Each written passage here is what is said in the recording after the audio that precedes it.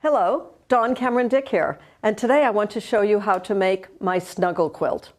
A Snuggle Quilt is a quilt that you can just sit on the sofa with, wrap it around you, curl up on a winter's evening.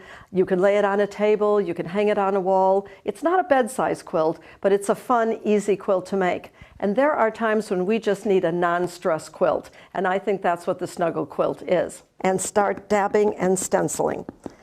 You can put as much as you want, but it's best to do it in small doses. Go back and pick up a little bit more. If you put too much on, you can't get it off. But if you only put a little bit on, you can always add more later.